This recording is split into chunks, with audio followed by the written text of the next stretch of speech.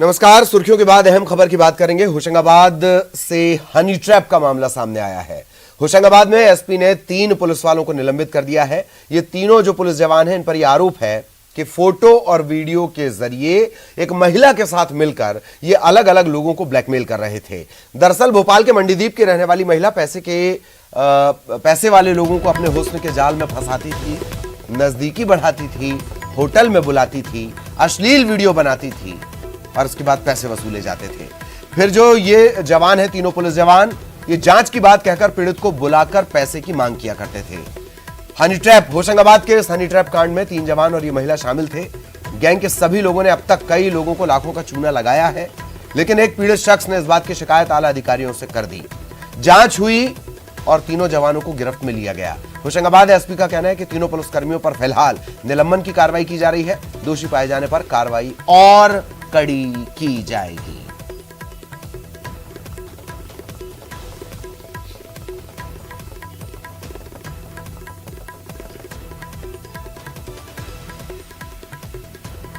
होशंगाबाद का honey trap कांड, महिला के साथ मिलकर 3 पुलिस वाले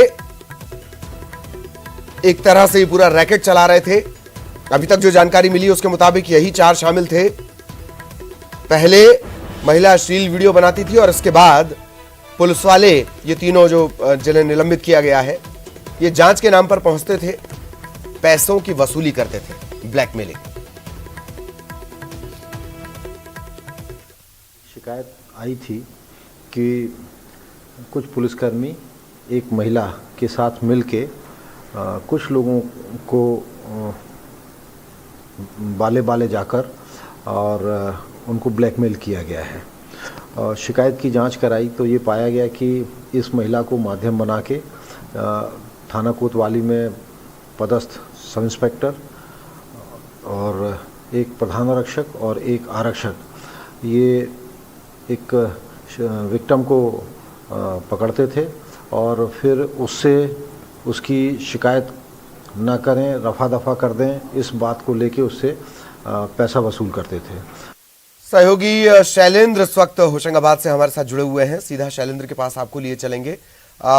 शैलेंद्र, घटनाक्रम भी बताएं और ये भी बताएं कि क्या ये साफ हुआ है कि कितने और लोग इनके शिकार बने, कौन कौन वो लोग थे, और क्या ये तय माना जाए कि सिर्फ 4 लोग ही इस रैकेट में थे? शैलेंद्र जी ललित, यदि पूरे मामले की बात की जाए तो खाकी पर जो दाग इस समय होशंगाबाद में देखा जा रहा है वह काफी बदनुमा दाग है। हनी ट्रैप का जो पूरा मामला है, हनी ट्रैप अब कोई नया नाम नहीं बचा है। प्रदेश के अलग अलग हिस्सों में अलग अलग मामले आए हैं, लेकिन ब्लैकमेलर खाकी इस हनी ट्रैप केस में इन्वॉल्व हुई और लोगों को ब्लैकमेल किया। पूरा मामला कुछ इस प्रकार का है कि एक जो महिला है वो लोगों को होटल में ले जाती थी, उनके अश्लील वीडियो बनाती थी और फिर उन्हें ब्लैकमेल करना शुरू करती थी। और इस पूरे मामले में होशंगाबाद कोतवाली थाने के सब इंस्पेक्टर जय नलवाया, प्रधान आरक्षक ज्योति मांझी और आरक्षक मनोज वर्मा मिले रहते थे। जब ये महिला लोगों को होटल लेके पहुंचती थी, उसके कुछ ही देर बाद अचानक यह पुलिस वाले पहुंचते थे। तकरीबन 7 ऐसे आवेदन पुलिस के पास पहुंचे हैं। इन 2 जो मामले उजागर हुए हैं, होशंगाबाद का एक जो युवक है जिसने शिकायत की है वो, और एक सलकनपुर निवासी युवक है जो तकरीबन 80,000 रुपए लेकर बाइक लेने आया था, लेकिन उसे भी ब्लैकमेल किया गया और 80,000 रुपए उससे ले लिए गए। फिर होशंगाबाद का जो दूसरा युवक है उसे भी ब्लैकमेल किया गया। आखिरकार तंग आके उसने पुलिस से अपनी शिकायत की और शिकायत के बाद पुलिस ने प्रथम दृष्टया एसपी ने इन 3 जो पुलिसकर्मी हैं उन्हें दोषी पाते हुए उन्हें निलंबित किया है। होशंगाबाद पुलिस अधीक्षक संतोष गौर का कहना है कि पूरे मामले की जांच जो डीएसपी है वो कर रहे हैं। यदि इस मामले में तीनों पुलिसकर्मी की संलिप्तता और पाई जाती है, ऑडियो रिकॉर्डिंग भी मिली है इस पूरे मामले में, जिस प्रकार ब्लैकमेल किया जाता था ऑडियो के द्वारा जो पुलिसकर्मियों की रिकॉर्डिंग है, और एसपी का कहना है कि अगर इसके अलावा और साक्ष्य मिलते हैं तो तीनों पुलिसकर्मियों पर विभागीय जांच के उपरांत एफआईआर दर्ज करने की कार्रवाई भी की जाएगी। लेकिन पूरे मामले में ललित, जो कुल मिलाकर के बात सामने आ रही है कि खाकी ही ब्लैकमेलर बन गई है। जो लोगों की सुरक्षा की जवाबदारी जिसके कंधों पर होती थी, वह खुद इस प्रकार की लूट खसोट और ब्लैकमेलिंग पर उतर आए, तो निश्चित तौर पर काफी चिंता वाली तस्वीर है। ललित, वाकई आपने सही कहा, वर्दी वाले ब्लैकमेलर, और वो भी तब जबकि स्थितियां इतनी विपरीत चली हैं इस देश में। एक और बात थोड़ा चौंकाती है कि अगर लाखों लोगों को इन्होंने चूना, लाखों रुपए का चूना इन्होंने लगा दिया है अब तक शैलेंद्र, तो ये तय माना जाए कि ये जो पूरा रैकेट है, पूरा गैंग है, ये लंबे अरसे से सक्रिय था। जी बिल्कुल, निश्चित तौर पर जैसा पुलिस अधीक्षक से बात हुई है, उन्होंने बताया है कि 7 आवेदन इन 2 मामलों के अलावा और आए हुए हैं। 7 के 7 आवेदन इस प्रकार के हैं कि कोतवाली थाने में उन्हें पावती दी गई है और कोतवाली थाने में इसका कोई रिकॉर्ड नहीं है। यानी महिला युवकों को लेकर होटल जाती थी, उनके वीडियो बनाती थी और फिर तीनों पुलिसकर्मी इन्वॉल्व होकर के उसे ब्लैकमेल करने लगते थे। इस प्रकार अभी फिलहाल 7 मामले जानकारी में आए हैं। पुलिस जांच और कर रही है, जांच में कुछ और मामलों का खुलासा होगा। पुलिस अधीक्षक का कहना है कि जो 7 आवेदन हैं उन लोगों से भी बात की जा रही है। कुछ लोगों के नाम और भी जांच में सामने आए हैं, लेकिन पारिवारिक कारणों से या बदनामी ना हो इस कारणों से लोग अपना नाम उजागर नहीं कर रहे हैं। काफी लंबे समय से यह पूरा मामला इस प्रकार से कोतवाली थाने में यह रैकेट चल रहा था, जिसका खुलासा बहुत देर बाद हो पाया है। ललित, चलिए, तो अब तक 7 मामले सामने आए हैं होशंगाबाद के हनी ट्रैप कांड में। वर्दी वाले ब्लैकमेलर, गलत नहीं है ये शब्द। बहुत बहुत शुक्रिया शैलेंद्र आपका इस तमाम जानकारी के लिए। सहयोगी शैलेंद्र हमारे साथ जुड़े हुए थे, विस्तार से वो जानकारी दे रहे थे। इधर रायपुर से इस वक्त एक बड़ी खबर मिल रही है। बीजेपी नेता प्रेस कॉन्फ्रेंस करने वाले हैं, मीडिया से वो चर्चा करेंगे। कानून व्यवस्था को लेकर दोपहर में ये प्रेस कॉन्फ्रेंस होगी। प्रदेश उपाध्यक्ष शिवरतन शर्मा ये प्रेस कॉन्फ्रेंस लेंगे। विधि विशेषज्ञ नरेश गुप्ता भी मौजूद रहेंगे। बीजेपी कार्यालय एकात्म परिसर में ये प्रेस कॉन्फ्रेंस होगी।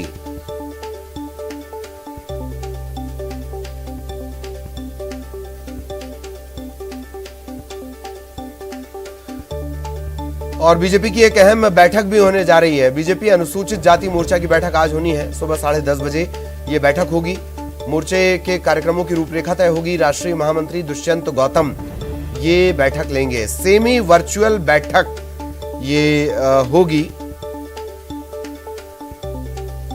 तो रायपुर से बड़ी खबर, बीजेपी के 2 बड़े कार्यक्रम। एक तो आज प्रेस कॉन्फ्रेंस करेंगे कानून व्यवस्था को लेकर, दोपहर में प्रेस कॉन्फ्रेंस होगी। इसके अलावा अनुसूचित जाति मोर्चा की बैठक होनी है। सुबह 10:30 बजे ये बैठक होगी। और मोर्चे के आगे क्या कार्यक्रम रहने वाले हैं बीजेपी अनुसूचित जाति मोर्चा के,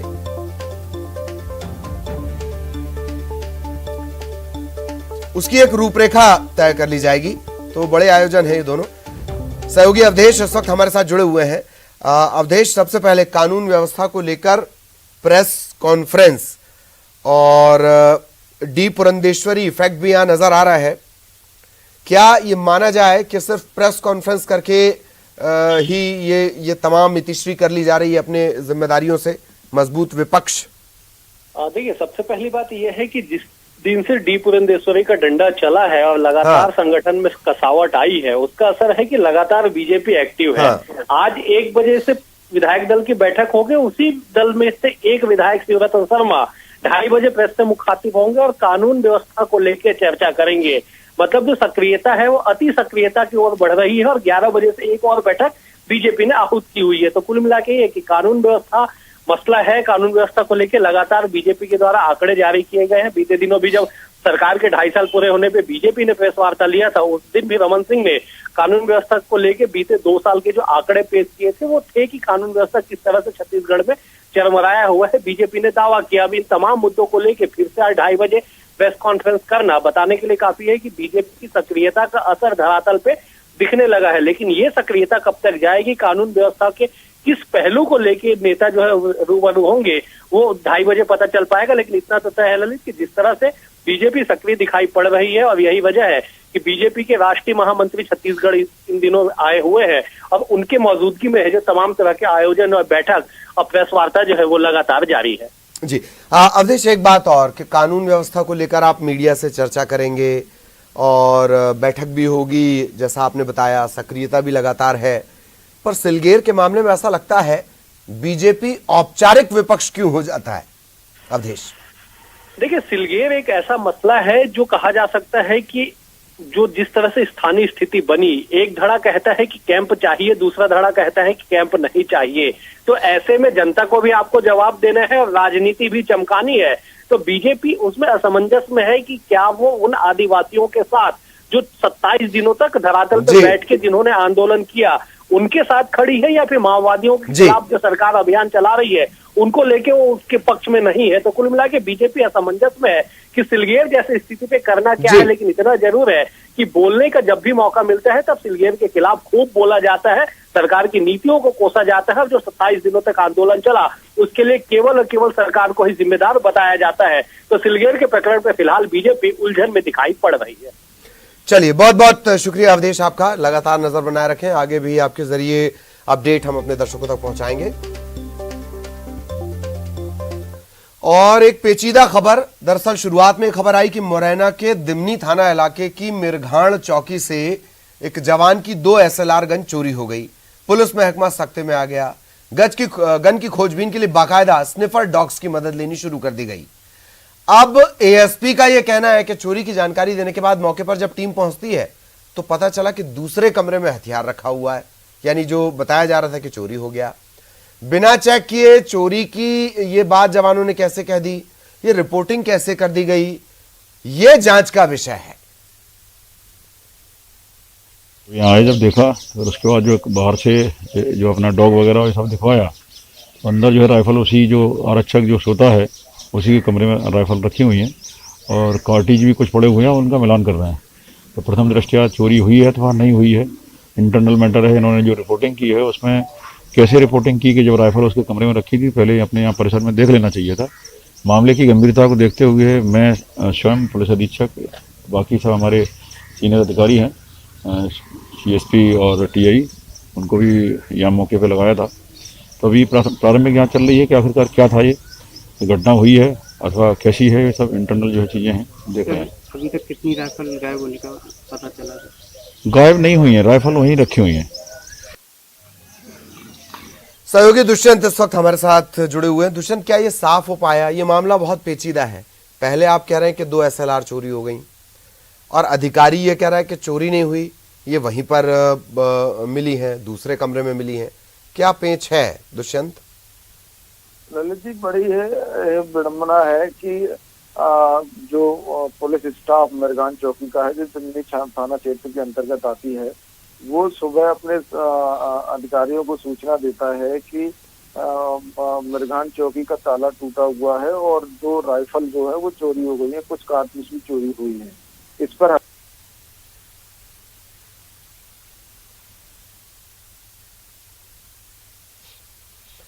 चलिए, कुछ तकनीकी दिक्कत है, दुष्यंत की आवाज हम तक नहीं पहुंच पा रही है, तो सहयोगी दुष्यंत जानकारी दे रहे थे। बहुत पेचीदा ये मामला है मिरघाण चौकी का।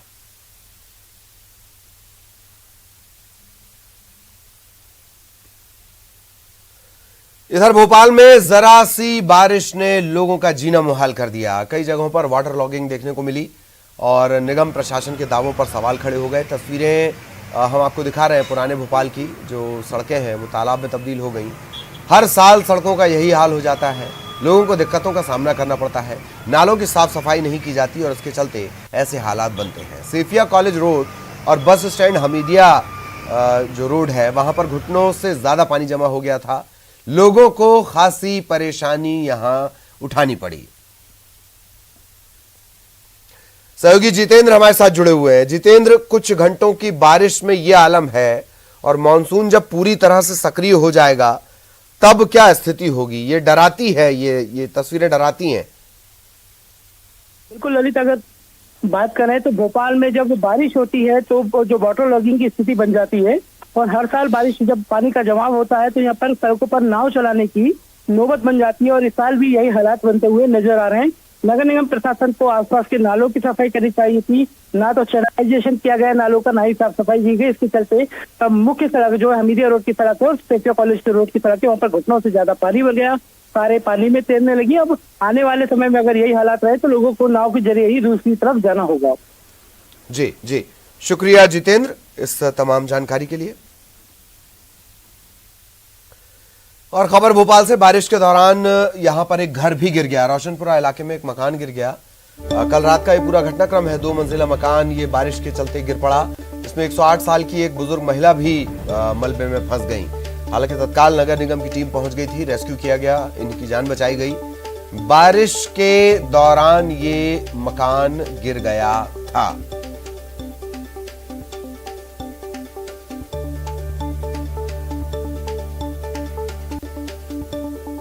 इधर खरगोन में मानसून की पहली बारिश ने नगर पालिका की तैयारियों की पोल खोल दी। शहर में झमाझम बारिश के चलते सराफा बाजार में सड़कें तालाब बन गईं और हालांकि शुरुआती तौर पर ऐसा भी लगा कई जगहों पर कि पहली बारिश है, लोगों ने थोड़ा आनंद भी उठाया, लेकिन बदइंतजामी, जल निकासी की व्यवस्था न होने के चलते ये स्थितियां बन गई।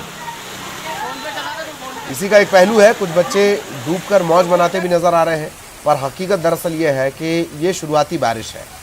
अगर यही आलम रहा तो आगे क्या स्थितियां बनेंगी, इसका अंदाजा आप लगा लीजिए।